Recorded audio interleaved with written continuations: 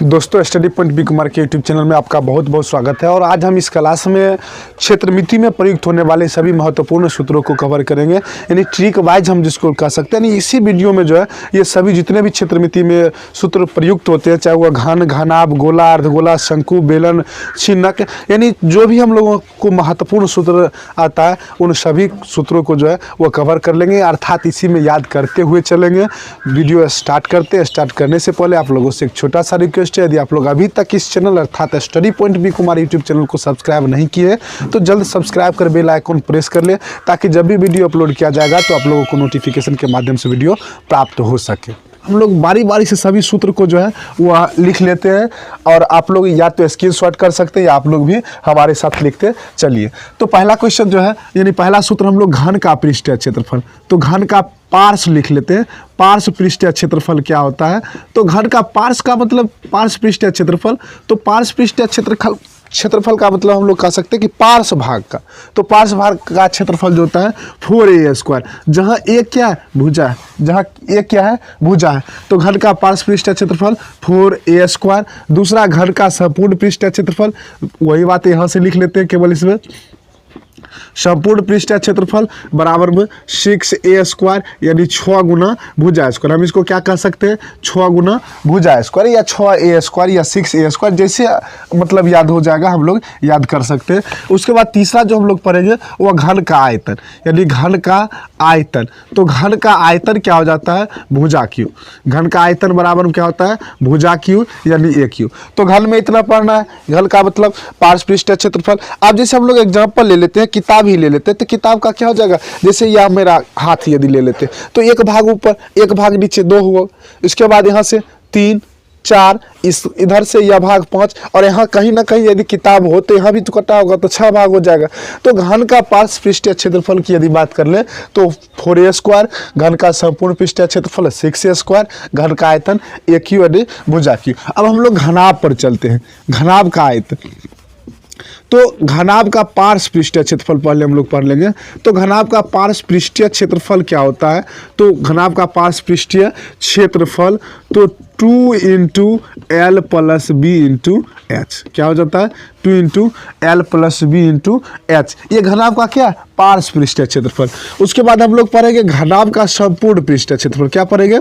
संपूर्ण पृष्ठीय क्षेत्रफल, तो 2 × LB + BH + LH, 2 × LB + BH + LH, जहाँ L क्या? लंबाई, B क्या? चौड़ाई, H क्या? ऊंचाई। तो यहाँ से हम लोग यह कर सकते हैं, या लेंथ बेस, L का मतलब लेंथ मतलब लंबाई, B बेस मतलब आधार या मतलब चौड़ाई जिसको हम लोग कह सकते हैं, और H हाइट का मतलब क्या हो जाएगा? ऊंचाई हो जाएगा। इसके बाद हम लोग छठा पढ़ेंगे, तो घनाभ का आयतन। घनाभ का आयतन, तो घनाभ का आयतन क्या हो जाता है? LBH। घनाभ का आयतन LBH, मतलब यह सूत्र इसीलिए बताया जा रहा है ताकि हम लोग जब क्वेश्चन सब्जेक्टिव क्वेश्चन भी हल करेंगे उस वक्त भी सूत्र का जो है ये महत्वपूर्ण उपयोग जो है वह हो जाता है। तो घनाभ का आयतन LBH। कभी कभी क्वेश्चन क्या पूछ देता है कि ढक्कन रहित डिब्बे का क्षेत्रफल, मतलब डिब्बा जो है उसमें ऊपर से ढक्कन नहीं लगा रहेगा, या कह देगा कि कमरे के चारों दीवारों सहित छत पर पेंट कराने की लागत ज्ञात करें। तो यह तो फिर तली तो नहीं कह रहा, जमीन तो नहीं कह रहा, मतलब नीचे फर्श तो नहीं कह रहा रंगने के लिए। तो उस स्थिति के लिए जो है ये सूत्र हो जाएगा, यानी ढक्कन रहित डिब्बे का क्षेत्रफल। ढक्कन रहित डिब्बे का क्षेत्रफल, तो ये क्या हो जाएगा? डिब्बे का क्षेत्रफल तो 2 × L + B × H + LB, यह भी कर सकते हैं। यह ढक्कन रहित डिब्बे का क्षेत्रफल 2 × L + B × H + LB, या तो हम डायरेक्ट इसमें से -LB कर लेंगे, तब भी यह क्या होगा? ढक्कन रहित डिब्बे का क्षेत्रफल हो जाएगा। अब इतना गुना करके उसके बाद -LB करें, इससे तो बेहतर है कि हम इस पर LB कर ले। तो बात समझ में आ गया यहाँ से? ढक्कन रहित डिब्बे का क्षेत्रफल क्या हो जाएगा? 2 × L + B × H + LB, ये ढक्कन रहित डिब्बे का क्षेत्रफल था। तो घन और घनाभ क्लियर हो गया। हाँ, पहले घन और घनाभ को पढ़ लेते हैं। ये क्या हो जाएगा? ये घन हो जाएगा। ये क्या होगा? ये घन। तो घन को हम लोग परिभाषा कैसे कह सकते हैं? यह क्या है? घन। तो घन यानी 6 वर्गाकार, ये इसका सतह क्या होता है, वर्गाकार होता है। तो 6 वर्गाकार सतहों से घिरा वह त्रिविमीय आकृति जिसमें प्रत्येक 3 संलग्न सतह या फलके हम लोग कह सकते हैं परस्पर लंबवत हो, घन कहलाता है। घन क्या है, 6 वर्गाकार सतहों से घिरा वह त्रिविमीय आकृति जिसमें प्रत्येक 3 संलग्न सतह परस्पर लंबवत हो, क्या कहलाएगा, घन कहलाएगा।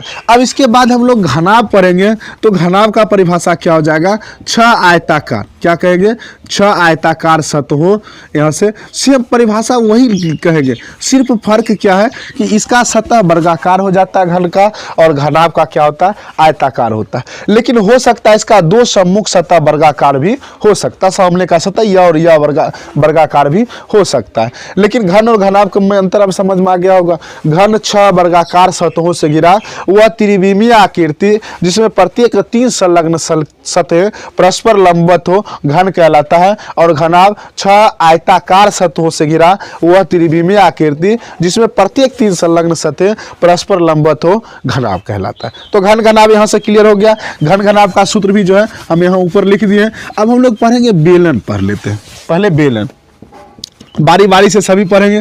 तो बेलन का पृष्ठीय क्षेत्रफल, बेलन का पृष्ठीय क्षेत्रफल, पृष्ठीय क्षेत्रफल।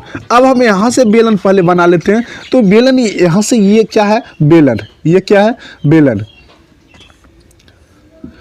अब ये जो है ये बेलन है, तो ये इसका क्या है, ऊंचाई, ये इसका क्या है, ऊंचाई, ये इसका पूरे व्यास हो जाएगा, यहाँ से लेकर यहाँ तक व्यास, और ये जो है ये त्रिज्या हो जाएगा। ऊपर वाला भी वही सेम बात है, यहाँ से ये त्रिज्या होगा, पूरे जो है यह व्यास होगा।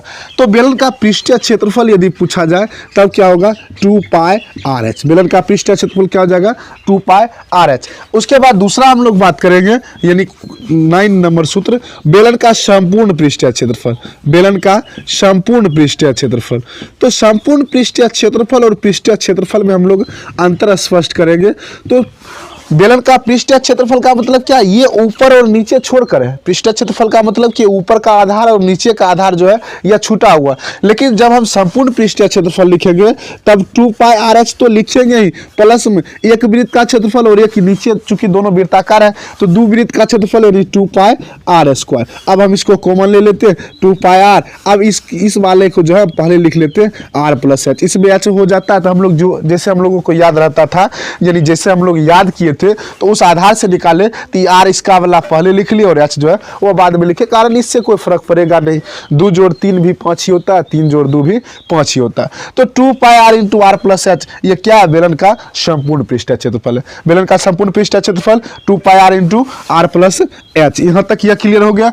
आगे हम लोग पढ़ेंगे 10 नंबर में बेलन का आयतन, बेलन का आयतन। तो बेलन का आयतन जो होता है वह, यहाँ से बेलन का आयतन पाई R²H। बेलन का आयतन क्या होता है, पाई R²H। आयतन हम लोग किसको कहते हैं, क्लास में हम लोग फिजिक्स में पढ़ चुके हैं कि आयतन पदार्थों द्वारा छेकी गई अधिकृत स्थान जो होती है, यानी पदार्थ जितना स्थान छेकता है वही उसका क्या कहलाता है, आयतन कहलाता है।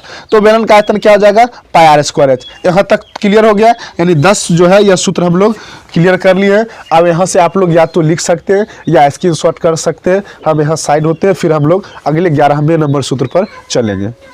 आइए अब हम शंकु को पढ़ते हैं। शंकु का पहले हम फिगर बना लेते हैं।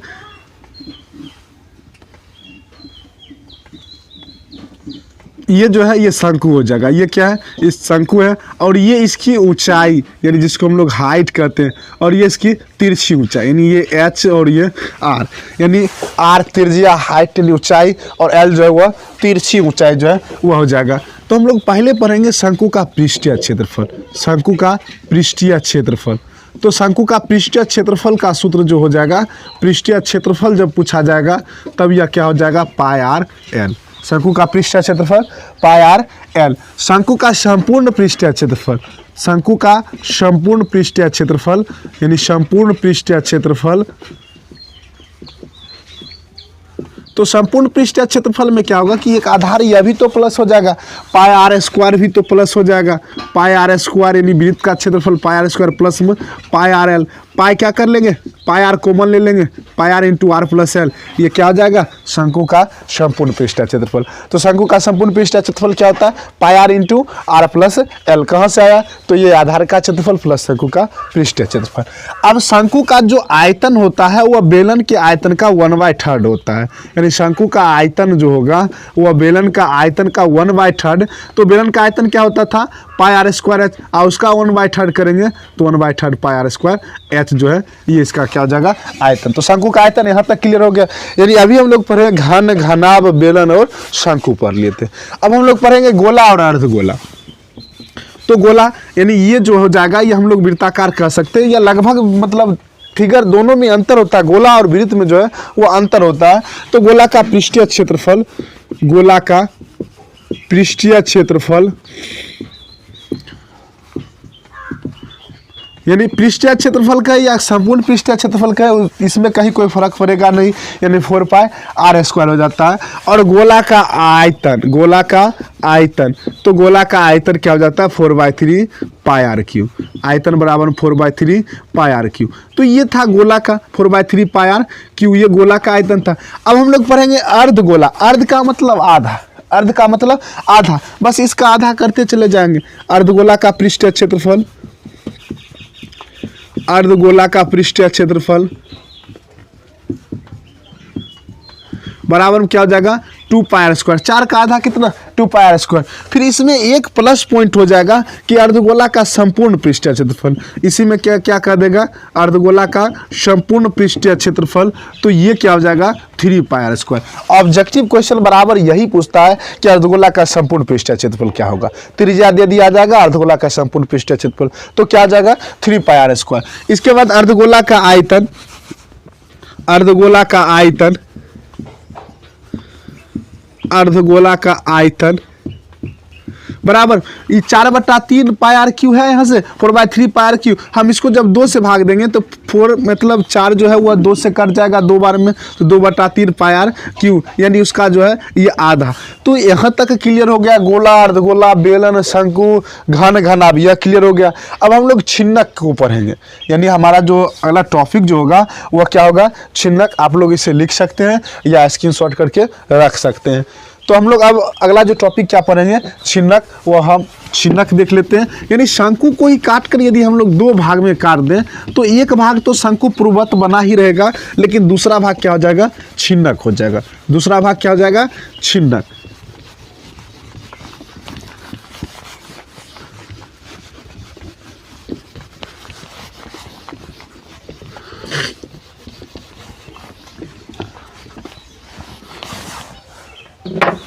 देखिए छिन्नक, छिन्नक को हम लोग ये क्या है, ये बड़ा वाला जो है ये शंकु बना लेते हैं, बड़ा वाला ये शंकु। अब यहाँ से हम इसको बीचों बीच इसके आधार के समांतर से काट दें, यहाँ से काट दें, इसको क्या करते हैं, बीचों बीच काट दें। अब इसको हम उठाकर अलग रख दें, यानी इसको हम यहाँ से क्या करें, उठा रहे। तो एक भाग तो पहले ये भाग हम यहाँ से उठाए थे, ये भाग तो यहाँ पहले से ही शंकु अब बन गया था। अब ये क्या है, यही छिन्नक। जैसे हम लोग के लिए गिलास क्या, छिन्नक के आकार का, बाल्टी किसके आकार का, छिन्नक के आकार का। मतलब इस टाइप की जो आकृति होगी यह छिन्नक होगी। अब यहाँ से हम लोग देखते हैं, इसको हम लोग 2 तरीका से बना सकते हैं, R1 और R2 भी कर सकते हैं। लेकिन R1 और R2 में क्या होगा कि हम लोग कभी कभी फंस जाएंगे, R1 R2, इसलिए हम इसको स्मॉल r लिख लेते हैं और इसको हम कैपिटल R लिख लेते हैं। ये क्या है, इसकी ऊंचाई, और ये क्या है, इसकी तिरछी ऊंचाई, ये हो जाएगा। तो अब हम लोग पहला सूत्र इसका पढ़ते हैं। तो छिन्नक का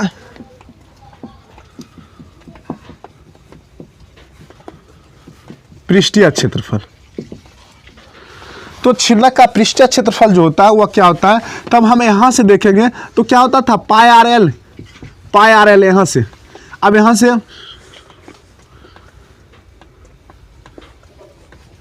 इसको हम लोग पहले बड़ा वाला पहले लिख लेते हैं, pi R L plus pi R L. अब pi common, pi L into capital R plus small R, या small R plus capital R भी लिख सकते थे। जरूरी नहीं कि बड़ा छोटा इधर लिखे, हम लोग नीचे से चले तो बड़ा वाला पहले लिख लिए और छोटा वाला बाद में। तो pi L into capital R plus small R, या हम लोग कभी कभी इसको क्या लिखते हैं, pi into capital R plus small R into L, ऐसे भी करके लिख सकते हैं। तो बात वही है, pi L into capital R plus small R. अब छिन्नक का संपूर्ण पृष्ठीय क्षेत्रफल, छिन्नक का संपूर्ण पृष्ठीय क्षेत्रफल हम लोग पढ़ेंगे, यानी छिन्नक का संपूर्ण पृष्ठीय क्षेत्रफल।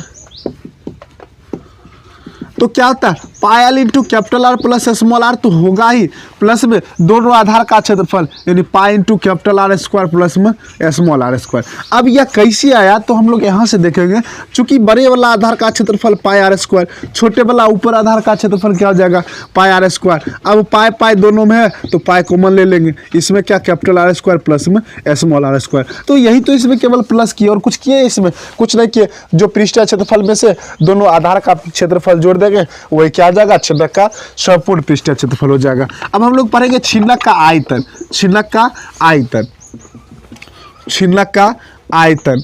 तो छिन्नक का आयतन क्या होता है, छिन्नक का आयतन यानी 1/3 पाई आर स्क्वायर एच। छिन्नक का आयतन 1/3 पाई आर स्क्वायर, मतलब छिन्नक का आयतन, सॉरी यहाँ से छिन्नक का आयतन हम लोग पढ़ रहे हैं, तो यहाँ से 1/3 पाई एच तो होगा ही, 1/3 पाई एच तो होगा ही। उसके बाद क्या होगा, capital R square plus capital R small R plus small R square. हम लोग क्या, हमको लगा शंकु हम लोग निकाल रहे हैं, शंकु को ही तो अलग करके रखा गया यहाँ से, तो यहाँ हम लोग हम जो है वह शंकु देख लिए थे, लेकिन यहाँ हमको हल क्या करना है, छिन्नक का आयतन। तो छिन्नक का आयतन जो होगा वह 1/3 pi H into capital R square plus capital R plus small R square. या चाहे तो हम लोग इसको R1 R2 भी करके लिख सकते हैं, 1/3 पाई एच इंटू R1 के square plus R1 R2 plus में R2 के स्क्वायर ऐसे। लेकिन इसमें R1 R2 में हम लोग कभी न कभी क्या होंगे, फंस जाएंगे, इसलिए 1/3 pi H into capital R square plus capital R plus small R square यह हम लिख लिए। तो ये छिन्नक भी क्लियर हो गया। अब एक और अन्य जो है इसमें बच जाता है, छिन्नक की तिरछी ऊंचाई। छिन्नक की तिरछी ऊंचाई यानी L जो होगा छिन्नक में, L क्या होगा, तो L के लिए सूत्र हो जाएगा यानी छिन्नक की तिर्यक ऊंचाई, छिन्नक की तिर्यक ऊंचाई यानी जिसको हम लोग तिरछी ऊंचाई कहते हैं। तो L बराबर में क्या हो जाएगा, रूट अंदर H square plus capital R minus small R का होल स्क्वायर, ये capital R minus small R का होल स्क्वायर यानी छिन्नक की तिरछी ऊंचाई L बराबर में रूट अंदर H square plus capital R minus small R का होल स्क्वायर कर लेंगे, ये क्या हो जाएगा, छिन्नक की तिर्यक ऊंचाई हो जाएगा। जब हम शंकु की तिर्यक ऊंचाई पढ़ते थे तो शंकु की तिर्यक ऊंचाई क्या होता था, शंकु की तिर्यक ऊंचाई, शंकु की तिर्यक ऊंचाई यानी तिरछी ऊंचाई जिसको हम लोग कहते हैं, L बराबर में क्या होता है, रूट अंदर एच स्क्वायर प्लस में आर स्क्वायर। L बराबर क्या होता था, रूट अंदर एच स्क्वायर प्लस में आर स्क्वायर। अब इसी प्रकार से जब हम लोग शंकु की त्रिज्या r निकाल लें तो रूट अंदर क्या होगा, L स्क्वायर माइनस में एच स्क्वायर। जब h निकाले तो रूट अंदर क्या हो जाएगा, L square minus R square, ये हो जाएगा। कभी कभी हम लोगों को क्या पूछा जाएगा कि वर्ग का जो है वो विकर्ण ज्ञात करें, तो यहाँ हम लोग वर्ग की भी चर्चा करेंगे। वर्ग का पृष्ठीय क्षेत्रफल मतलब वर्ग का क्षेत्रफल जो होगा वह, वर्ग का परिमाप जो होगा वह हम लोग मतलब इस चैप्टर में यानी इस क्लास में जो है यह केवल सूत्र जो है वह कंफर्म कर लेते हैं। चूंकि वीडियो बहुत बड़ा हो जाएगा इसलिए अगले पार्ट में जो है हम उसको कवर कर लेंगे।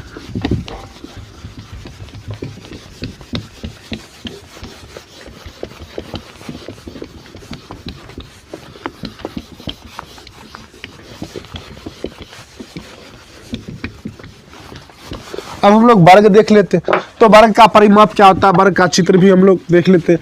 वर्ग ये क्या है, वर्ग मतलब जिसकी लंबाई चौड़ाई मतलब यह कह सकते हैं कि ये तीनों आपस में बराबर, जिसकी ऐसे ये क्या वर्ग यानी ऐसा चतुर्भुज जिसकी सभी भुजाएं आपस में क्या हो, बराबर हो, वर्ग कहलाता है। यानी लंबाई चौड़ाई भी आपस में क्या होगा, ये बराबर होगा। तो अब हम यहाँ से देखें तो वर्ग का परिमाप, ये क्या वर्ग का परिमाप का मतलब ये पूरे दूरी हो जाएगा। तो इसमें 4 भुजा और चारों आपस में बराबर है, तो वर्ग का परिमाप क्या हो जाएगा, 4 गुना भुजा यानी 4a। वर्ग का क्षेत्रफल भुजा स्क्वायर ए स्क्वायर। फिर यदि हम आयत पढ़ ले और वर्ग का विकर्ण, यदि ये विकर्ण की बात किया जा रहा है तो वर्ग का विकर्ण बराबर में क्या होता है, रूट 2 गुना 1 भुजा। वर्ग का विकर्ण बराबर में रूट 2 गुना 1 भुजा, ये क्या वर्ग का विकर्ण है। वर्ग का विकर्ण पूछा जाएगा तब क्या होगा, रूट 2 गुना 1 भुजा। उसके बाद हम लोग आयत भी पढ़ लेंगे, आयत का परिमाप, ये सभी तो सिंपल आसानी क्वेश्चन थी था। आयत का परिमाप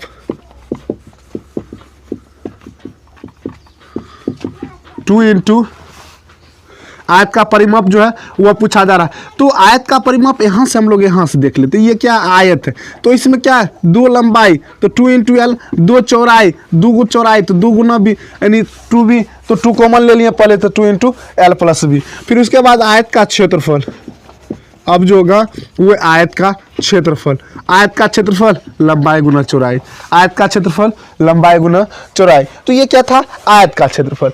अब हम लोग वर्ग पढ़ ही लिए, आयत पढ़ ही लिए, तो अब क्यों ना हम वृत्त और अर्धवृत्त पढ़ लेते हैं। तो वृत्त का क्षेत्रफल, वृत्त का क्षेत्रफल पाई आर स्क्वायर, वृत्त की परिधि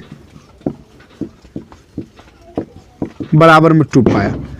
तो वृत्त की परिधि क्या हो जाएगा, 2 पाई। ये क्या वृत्त, ये जो आकृति जो होगा, ये आकृति क्या होगा, वृत्त के लिए हम लोग स्पेशल एक वीडियो बना लिए थे, जो नहीं देखे वहां से वो जाकर देख सकते हैं।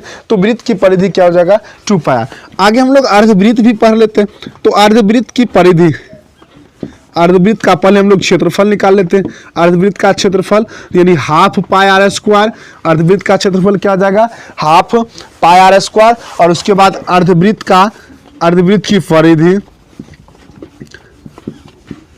अर्धवृत्त की परिधि बराबर में क्या हो जाएगा, पाई आर प्लस में 2r। यहाँ से हम लोग अर्धवृत्त पहले हम लोग समझ लेते हैं। अब इसी को हम लोग आधा आधी काट दें तो ये क्या हो जाएगा, अर्धवृत्त। ये क्या हो जाएगा, अर्धवृत्त। पहले वृत्त था, अब क्या हो गया, अर्धवृत्त। तो क्षेत्रफल तो ठीक है, वृत्त का आधा तो हाफ पाई आर स्क्वायर, चूंकि वृत्त का पाई आर स्क्वायर होता था तो इसका हाफ पाई आर स्क्वायर। लेकिन जब इसकी परिधि की चर्चा किया जा रहा है तो यहाँ से लेकर तो यह दूरी होगा ही, साथ ही जो है यह दूरी भी निकालना पड़ेगा। और यह क्या, त्रिज्या की दुगुनी है। या पाई आर प्लस डी भी हम लोग लिख सकते हैं, लेकिन पाई आर प्लस 2r देखने में ज्यादा थोड़ा अच्छा लगता है, इसलिए पाई आर प्लस 2r जो है वो लिख लिए। तो इस तरीका से जितने भी लगभग में जो सूत्र पूछे जाते हैं क्षेत्रमिति में, जिससे हिसाब बनता है, वो सारा इस वीडियो में हम कवर कर लिए। अब बस अगला जो पार्ट होगा वो सिर्फ हम उसमें हिसाब जो है वो हल करते हुए आगे निकल जाएंगे। बस वीडियो यही समाप्त करते हैं, मिलेंगे नेक्स्ट अगले क्लास में।